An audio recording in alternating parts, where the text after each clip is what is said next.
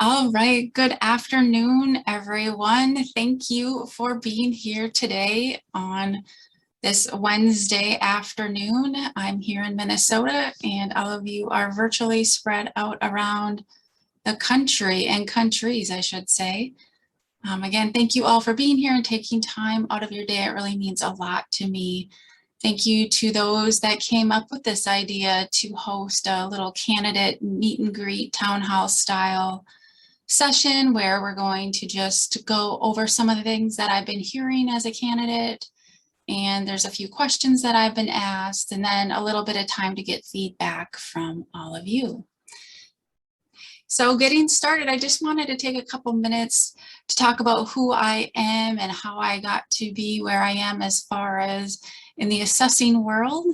I'm currently the city assessor for the city of Minneapolis. It's an honor and privilege to serve the taxpayers and the elected officials here in Minneapolis. And I've been in this role for almost a year in an interim capacity or in a full-time capacity. I have a team that I lead of 38 staff. They're responsible for 130,000 parcels, the value and classification of those, totaling just over $60 billion in market value. Then moving on to my experiences with IAAO. Most recently, I served on the board of directors from 2018 to 2020. I also want to talk quickly about some of my committee and task force service. I've chaired the membership committee at that time, overseeing a number of committees from member recognition to membership services, marketing, communications and technology, chapters and affiliates, international, just to name a few, as well as associate members. I also chaired the communications committee, and I co-chaired the local host task force when we held the conference here in Minneapolis.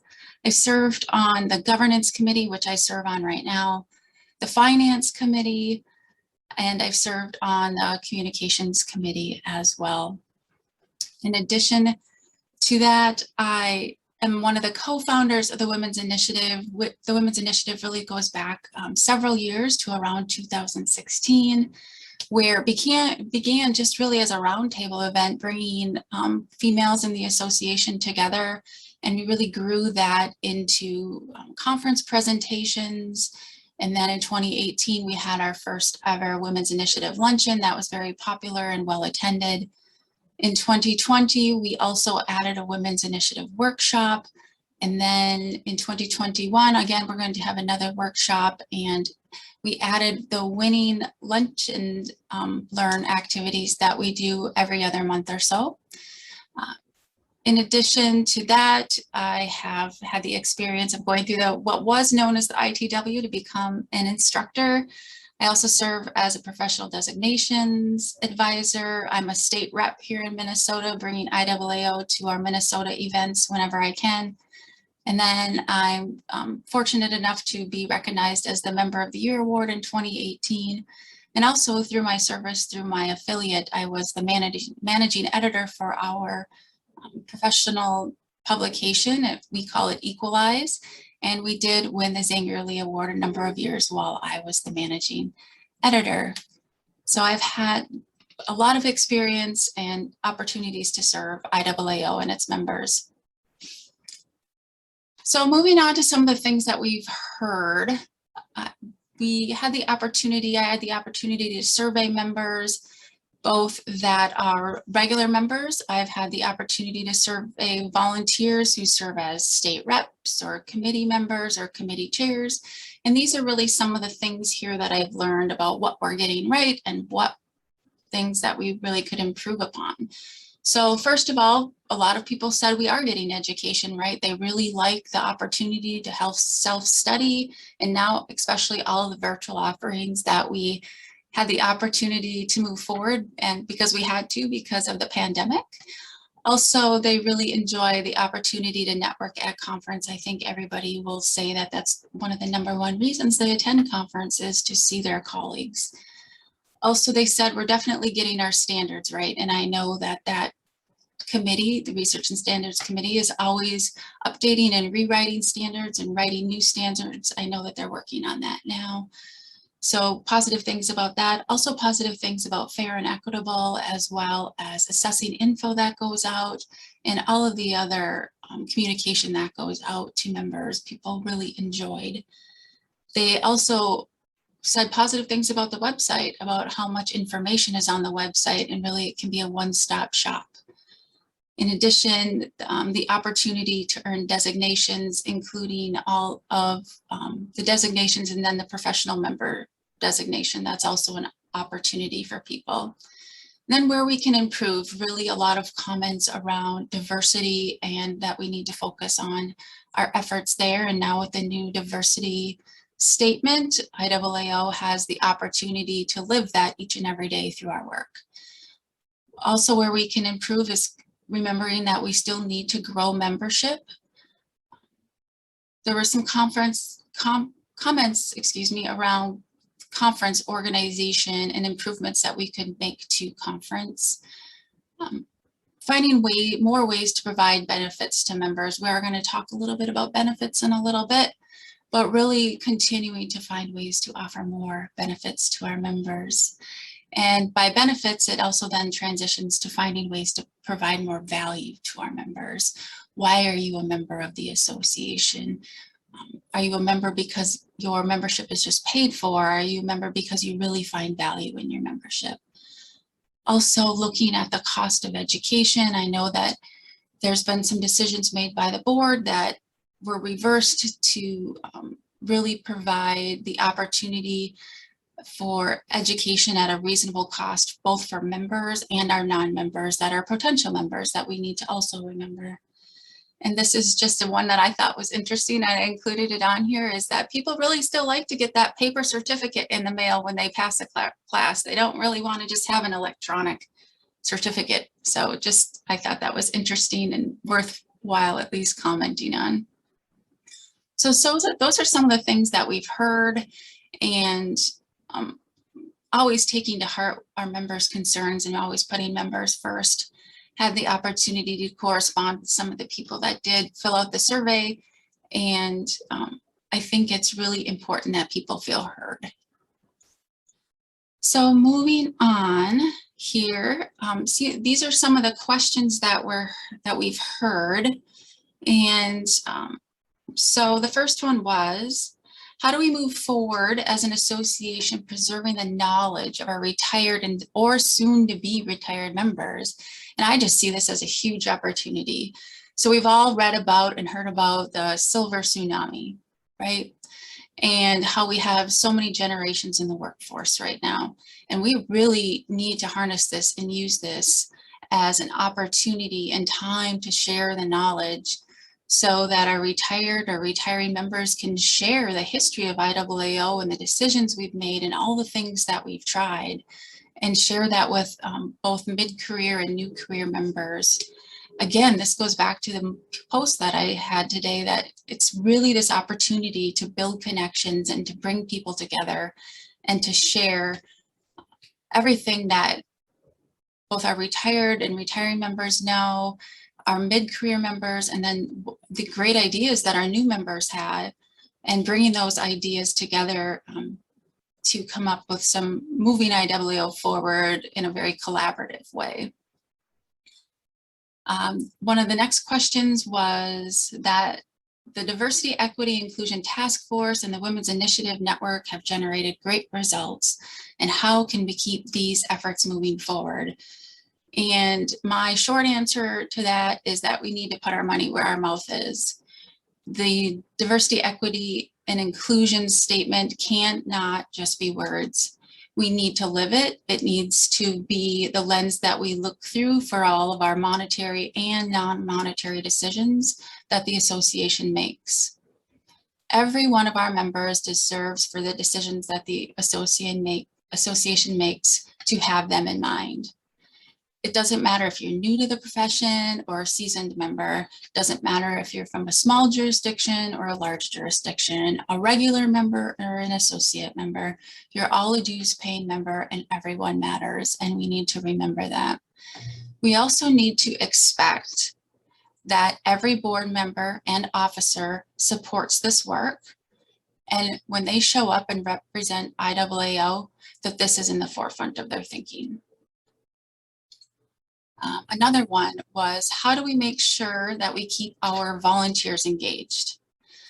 And this question was posed in a few different ways. So we know that the volunteer structure made substantial changes years ago, where we eliminated many committees, and in their place they were replaced, with task forces. But we've seen really great success with some of the task force structures. We've seen a task force be given a very specific focused task. They come together, work together, get the work done, and they produce an outstanding result. But we've also seen sometimes where it's not very successful, where perhaps that model didn't work for that group or for that task that they were given. And we need to be agile as an association and as a board to be able to adapt to the association needs and what our volunteer needs are and what they need, the things that they need to get their jobs done. I want to emphasize here that I do feel very strongly about IAAO being a member-driven association. We know that not all professional associations function like we do, and that's okay. But this is how we function, and it works. And I wouldn't be where I am if I wouldn't have had that opportunity to volunteer several years ago. I wouldn't be as engaged as I am now. The opportunity to volunteer and contribute, I think, is what really draws people into the association and engages them and makes them a committed member, and we can never forget that. I know that it is a balance. We have this super hardworking professional team back at headquarters. We also have to remember that our volunteers play a very important role in our association as well. Next question was, what are some of the benefits of being an IAAO member? First, I think it establishes professionalism in the work that we do back in our offices. Being recognized as a member of a professional association that writes standards for the work that we do builds confidence and credibility in our work. That's just the beginning. In addition to the benefits of membership, there's such things as, like, I think we talk about like 18,000 different documents and resources in our resource library. You get direct access to 8,000 members across the world, whether you're connecting using Connect virtually on the website or you're connecting at conferences or other events. You get reduced cost for education and expenses or conferences. Then there's this eligibility for scholarships, from everything from being a member to education and conferences and other events. You have the opportunity to then earn the designations, become a professional member. You get access to fair and equitable and assessing info. And then I always personally go back to all of the friendships and the relationships that I've built, and what, to me, that is one of the major benefits to being a member of IAAO. Now, those are the questions that I've heard, and I have a feeling there may be more from people in the group. So if anybody does have a question, I'd be willing to take a couple of more before I ask for other feedback about what the association is doing right and where we can make improvements. Do we have any other questions? And if one of our co-hosts would just let me know. Hey, Rebecca, right now we don't have any questions. Thank you. Yes, thank you. Don't be shy. Oh, go ahead. All right, how about we go back to what the association is getting right? Does anybody have any comments about that? Things that IAAO has been doing for a long time, or new things that we're doing that we're really getting right?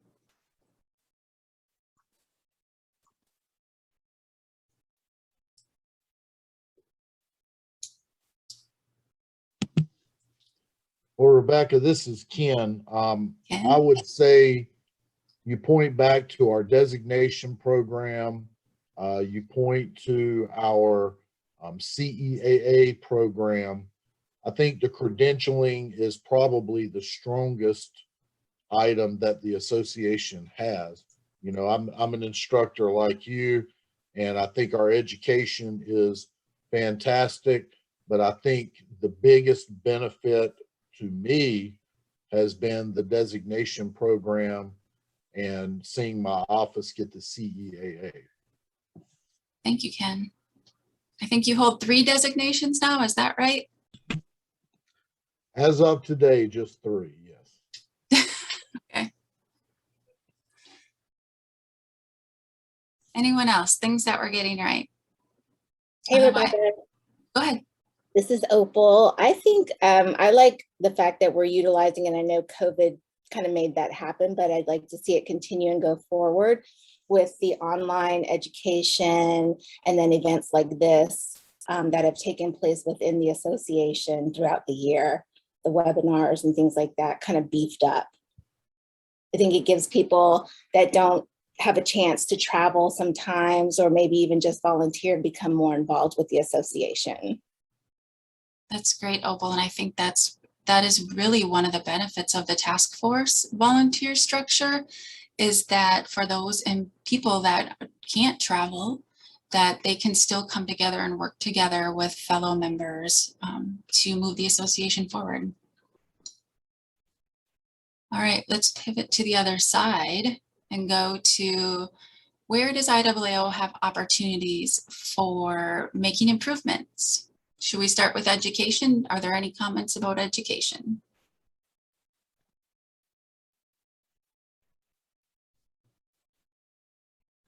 Rebecca, this is Kirk. Oh, hey, Kirk.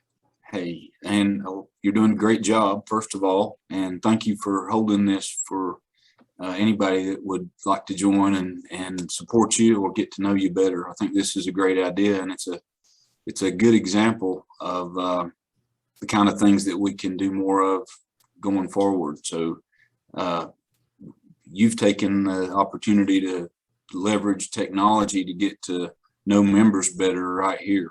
And it's a good example of something that we can improve upon. I think we've all gotten used to communicating this way over the last year and a half.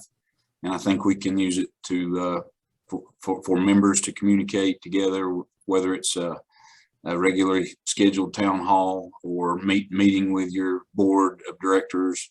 I think it's a good way for members to provide positive feedback and ideas. And so I think you're doing showing a good example by doing this town hall. Thank you for that, Kirk. I really do think you're absolutely 100% spot on, that leveraging tools like this to seek out ideas from members and to gather their feedback is a really, really great opportunity.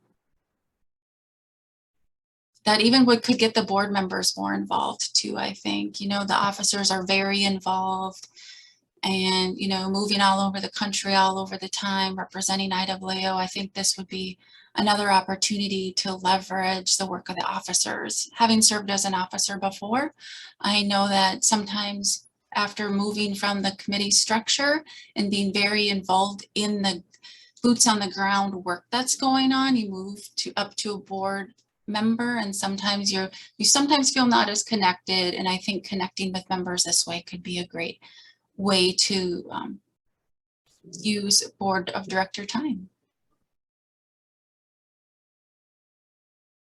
Rebecca, this is Tina. Hey, How are Tina. you? Good. Thanks for being Yeah, I want here. to echo Kurt's comments that this is great, and thank you for putting this together. Sorry, I have background noise if you hear a dog. But one thing you mentioned, education. I think education has vastly improved over the years since being a part of IAAO. One thing that maybe could be improved more is maybe the communication between changes for education as it flows down to the coordinators and instructors. So maybe that's something that could be looked at. Or it's definitely gotten better, but I see areas that it may can improve as well. That's a great comment and feedback, Tina. I've had the opportunity this last year being on the governance committee, as you've likely heard, with many changes to the governing documents for the association, the bylaws, the procedural rules, just taking a lot of that content out of procedural rules and creating manuals for different committees and functions of the association, and bringing together, working with Kara and the education committee, bringing together all of these documents that we had, whether it was instructor documents or student documents or coordinator documents, but really bringing all of that together into one go-to resource and providing really clear information about whose role it is to do what within the education, whether it's from the beginning of selecting an instructor all the way through, you know, the end and the test results. I think we're really setting ourselves up to provide clear communication and better information about everybody's roles. And that's kudos to the education committee for sure, working on that. Thank you. Rebecca, hey, this is Cecil. As a former board member, you've got on your flyer, you mentioned about commitments. Can you kind of give us your vision about those commitments and how you would segue those into your plan for the next 3 years as vice president, president, past president? Sure thing. Thanks, Cecil. First of all, if I remember right, my first commitment was to operationalizing the new strategic plan, which I believe you all titled Future Assessment 2025. You know, I think this is the third strategic plan that I've had the opportunity in participating in creating, because it always does get built grounds up, starting with our committee members and volunteers up through the board, and really operationalizing that. And you will also see that the diversity, equity, and inclusion statement and that language is woven through the strategic plan. And I think that, again, we have to walk the walk and not just talk the talk, and make sure that when we are working on each one of those goals, we are keeping that in the forefront of our thinking, making sure that we are inclusive and that we are making sure that all of our decisions are equitable amongst all of our members. Another one of my commitments was to just being here for the members and to listen to the members and to provide transparency to the members. Decisions have been made, come and gone, about things like putting the board meeting minutes up on the website, and what message does it send when we're not transparent about the minutes of a board meeting, things like that. So we need to remember that our members are the reason that we're here, and that they have the right and they deserve to know what the board is doing and why they're making the decisions that they're making. I think that's really, really critical. So listening to members, living the strategic plan, and being as transparent as possible. And always, always, always, my motto, I learned this many years ago. It was a shared value of one of the jurisdictions I worked for. It's doing the right thing at the right time for the right reason. Thank you very much for that. And I want to say thank you again for having this town hall. I think it's a really good idea. And it also gives us, like you said, transparency and kind of get to know you as a person as opposed to just a face. So I really appreciate that. Thank you. I appreciate that as well. Hey, Rebecca, this is Crawford. One of the questions that you mentioned first was about how to get the shared knowledge from those who will be retiring in the next few years. Can you elaborate a little bit on what your thoughts are on how you're going to obtain the knowledge from these individuals, but then also get it down to individuals who are new in the profession and just pass that knowledge along, mentorships or anything like that? I know that was mentioned a little bit at the conference, but just how are we going to share that knowledge and get that out for people who are new to the to our organization and different things? Thank you. I love that you asked that and reminded me about the mentorship program. So past President Rasmussen was tasked with putting the mentorship program together and getting it off the ground. And I know that there's been a lot of work done on that, and that that'll be rolling out very soon. That is just one way, I think, to have knowledge sharing. Another way is making sure that on our committees and task forces, that it is not just a group of seasoned members that have been around forever, but that we're really, really looking at the committee structure and the task force structure. And are we building diverse committees and task forces? Does it include seasoned members as well as new members? Does it include people from large jurisdictions and small jurisdictions, for example? And that's one way, is that when these people are coming together and working together and doing that work of the association, getting things done, that it is a group of people that are diverse in experience and geographically. So I think that's definitely one way. Another way, though, is through mentorship. And I know they're going to leverage Connect, but finding opportunities such as this, that when there's topics to be discussed, maybe it's not just in a webinar and one communications flowing one way, but that there's that opportunity for people to ask questions and to participate as well. Thank you for that question. Thank you for being here. Great question too. And I could see leveraging the, like we talked about earlier, doing these town halls to ask those folks to be present. So the newer folks in the industry could ask, you know, and learn from those folks by actually being together in a virtual environment like this. So Rebecca, we have a question from Edie McCarthy. Edie, hi. Hi, everybody. Not as much of a question as a couple comments. First, I love this town hall meeting. I should have bought stock in Zoom. Oh wait, actually I think I did. But anyway, kidding.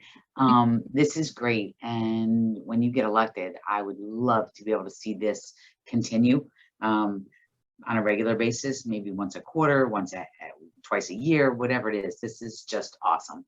I know this is pretty much getting to know you, but you know, the improvements and changes and things with the IAAO, this really seems to help. And I think that this would entice some of our members, some of our assessors who are not members, to become members. So that's one.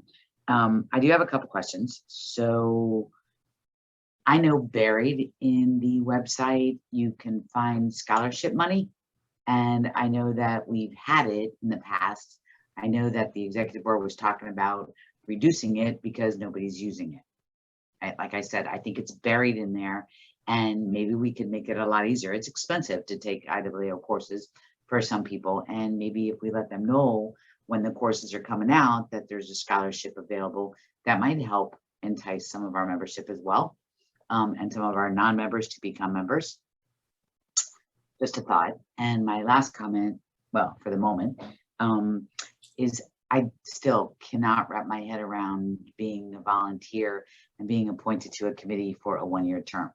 I think that I think that was not great on the executive board's part. I think you lost the momentum that you've gained, and you know, it takes you a year to get acclimated. So I'm hopeful that that's going to be reconsidered going in the future. That's Thank it. you. I love that you're here. Thank you. And you have 100% of my support. Thank you, Edie. I appreciate that. And your comments are really heard. I think a lot. We tried something new in 2018. We tried something new with the new committee structure and going to one-year terms.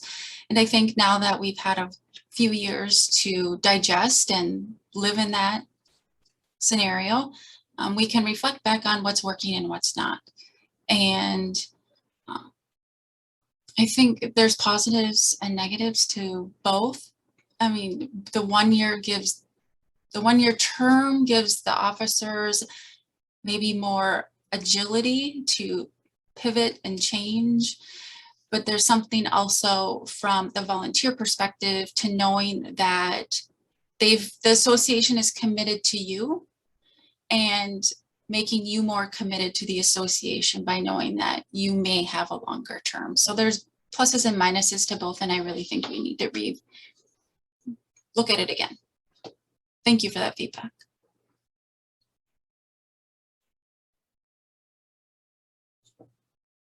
anyone else? I know I've taken up more of your time than I had planned.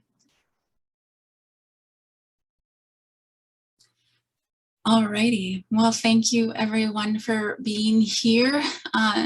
We have just a handful of days until the election begins on November 1st, and we need everybody to show up and turn out and vote. We know that typically only about 25% of our members actually vote during the election, and it would be great to see those numbers increase.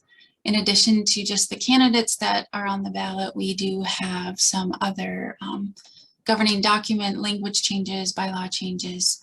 And so everybody needs to take a look at those and be educated about those before they cast their ballot, hopefully on November 1st.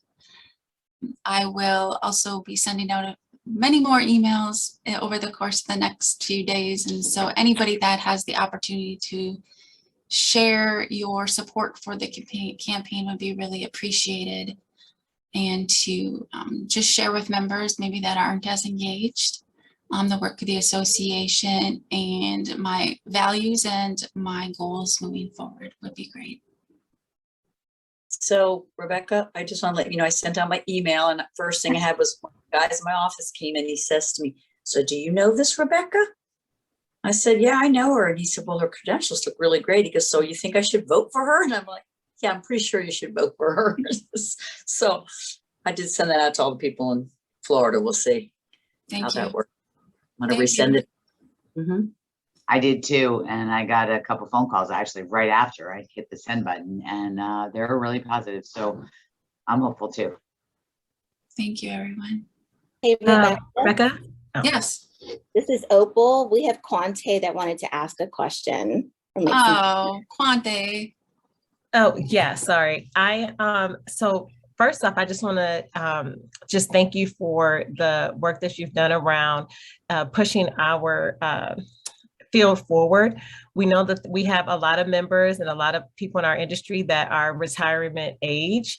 And if some people were to retire, I mean, we would be in big trouble as an industry. And I just want to thank you for the forward-thinking work that you've done as far as supporting U40, being a member, paving the way for those of us who are following behind, and with your recruitment efforts and making space for us. So I just want to thank you for that, especially.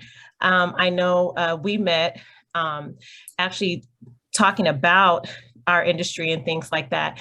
And things about, we thought about ways that we could get respect for, our industry and as well as our hours. So one of the projects that we worked on with USPAP, with the USPAP task force now, and at the time it was a committee, was us supporting our members with getting recognition of their hours that they have as mass appraisers. And I just wanted to share that in the state of Arizona, after much work, time, and dedication, we have the first person, and I can't share what county they work for, but we have the first person who has a experience log that they received from the state, and they are actually acknowledging the hours. And that's a big feat.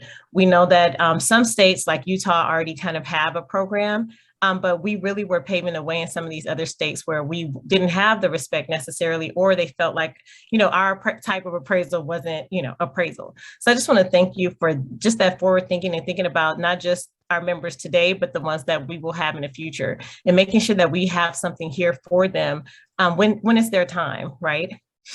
I also wanted to ask a question about that, when it comes to, I want to say replenishing, but I guess that's the word I'm thinking of, replenishing our membership and our workforce and branching out and bringing new people in. What are your ideas and thoughts around that? How can we support you in your efforts, and just share with us what your thoughts on that, because I think that's a very big issue, and it's not going away anytime soon. We have more people who can retire and who are, going that way than we have coming in, and that definitely is something that I'm concerned with. Yeah, so first of all, Quante, that success in Arizona is you, that you are a rock star, and that wouldn't have happened without all of the work that you've done around that. And some of the other U40s that have efforted on that. I think about Jake Parkinson, for example, And even past President Amy Rasmussen was a champion for that. So just, thank you, Quante, for that. That's so exciting to hear about Arizona. I know you shared that with me last week, so thank you. And then when I think about what we're going to do about the future of our profession, I really think about it locally here, especially in Minneapolis, in terms about sharing it, what it is that we do, any opportunity that we have. Here in Minneapolis, for example, even just this week, now that job fairs are in person again, we are always sending our teams out to job fairs at the college level, for example. Even if it's within just the city, we do a city career fair there. Just this Friday, my son, who's 17, he's a senior, he's in a career search class, and the teacher put out a call, and I said, yes, please. Yes, please. I just want to talk about what it is to be a public servant and how much this profession means to me, how much being a public servant means to me, and share the work that we do. Maybe if it's not just about assessing, but being a public servant in general, I think is really, really important, because I don't think a lot of people think about that when they're first thinking about a career.